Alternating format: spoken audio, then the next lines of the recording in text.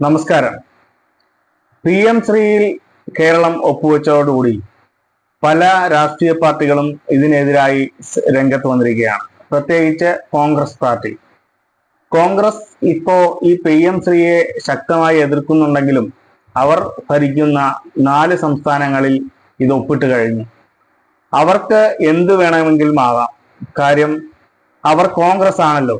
അതുകൊണ്ട് തന്നെ കോൺഗ്രസ് ഭരിക്കുന്ന 4 സംസ്ഥാനങ്ങളിലും ഇത് ഒപ്പിട്ട് അവിടെ നടപ്പാക്കിക്കൊണ്ടിരിക്കുന്ന ഒരു പദ്ധതിയാണ് PM-ശ്രീ പദ്ധതി. PM-ശ്രീ പദ്ധതി ആദ്യമായി നിലവിൽ വന്നത് 2022-ലായിരുന്നു. എന്നാൽ അതിനെ ശക്തമായി ഇടതുപക്ഷം എതിർക്കുകയും അതിന്റെ ഫലമായി തുടർന്നു വന്ന വർഷങ്ങളിലെല്ലാം ഈ ഫണ്ടുകളെല്ലാം പിടിച്ചു വെക്കുന്ന സ്ഥിതിയുണ്ടായി. കേരളത്തിലേക്ക് ന്യായമായും തരേണ്ട ഈ 3 വർഷത്തെ ഫണ്ട് ഏകദേശം 1200 കോടിയോളം വരും. ആ 1200 കോടിയോളം രൂപ തടഞ്ഞു വെച്ചിരിക്കുന്നതിന്റെ ഫലമായി ഇവിടുത്തെ സാധാരണക്കാരായിട്ടുള്ള വിദ്യാർത്ഥികൾ പഠിക്കുന്ന ഗവൺമെന്റ് സ്കൂളുകളിൽ പല ഫണ്ടും കിട്ടാത്ത ഒരു സ്ഥിതിയുണ്ട്. ഇത് ഭരണഘടനാ പ്രകാരം നമുക്ക് ലഭിക്കേണ്ട ഈ ഫണ്ട് PM-ശ്രീ എന്ന് പറയുന്ന ഈ പദ്ധതിയിൽ ഒപ്പിട്ടെങ്കിൽ മാത്രമേ കേരളത്തിന് ലഭിക്കുകയുള്ളൂ. അതുകൊണ്ടുകൂടി തന്നെയാണ് കേന്ദ്ര സർക്കാർ PM-ശ്രീ പദ്ധതി ഒപ്പിടുന്നതിന് വേണ്ടിയിട്ട് ഈ 3 വർഷക്കാലമായി കേരളത്തെ നിർബന്ധിച്ചുകൊണ്ടിരിക്കുന്നത്.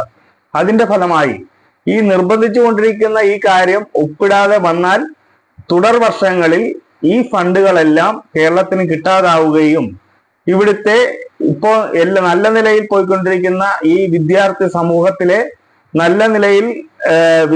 സമൂഹത്തിന്റെ പഠന രീതി മുന്നോട്ട് പോയിക്കൊണ്ടിരിക്കുകയാണ്. അത് നല്ല നിലയിൽ താറുമാറാകും. അതോടുകൂടി കേരളത്തിന്റെ വിദ്യാഭ്യാസ നിലവാരം നേരെ താഴത്തേക്ക് പോകും. അതുകൊണ്ട് PM-ശ്രീയിൽ ഒപ്പിടുകയാണെങ്കിലും അതിൽ കേരള തനിമയോടുകൂടി കേരളത്തിന് അവകാശപ്പെട്ട ഈ ഫണ്ട് ലഭിക്കുന്നതിനോടൊപ്പം തന്നെ കേരളത്തിന്റെ തനതായ വിദ്യാഭ്യാസ നയം കൂടി അതിൻ്റെ അകത്ത് ഉൾപ്പെടുത്തിക്കൊണ്ട് മാത്രമേ ഈ PM-ശ്രീ പദ്ധതിയിൽ ഒപ്പിടുകയുള്ളൂ എന്ന് നമ്മുടെ ബഹുമാനപ്പെട്ട വിദ്യാഭ്യാസ മന്ത്രി വി ശിവൻകുട്ടി പറയുകയുണ്ടായി. അതോട് ഉയർന്നു വന്ന ആരോപണങ്ങളുടെ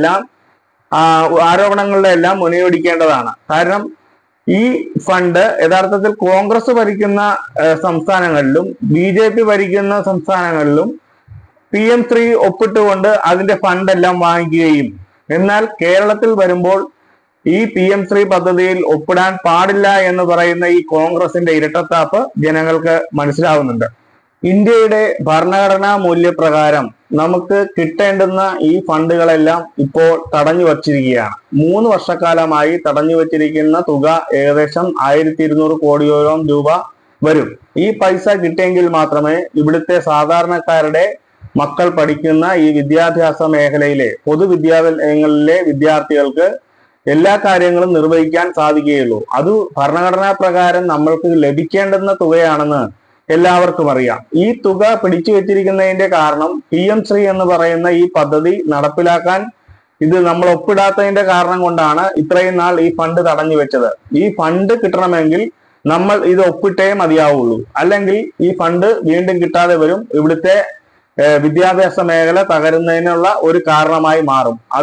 ഈ പദ്ധതിയെ നമ്മൾ കേരള ഗവൺമെന്റ് ശക്തമായി എതിർക്കുന്നുണ്ടെങ്കിലും അതിലെ ഈ ഫണ്ട് കിട്ടുന്നതിന് വേണ്ടി മാത്രമാണ് ഈ പദ്ധതിയിൽ നമ്മൾ ഒപ്പിടുന്നത്.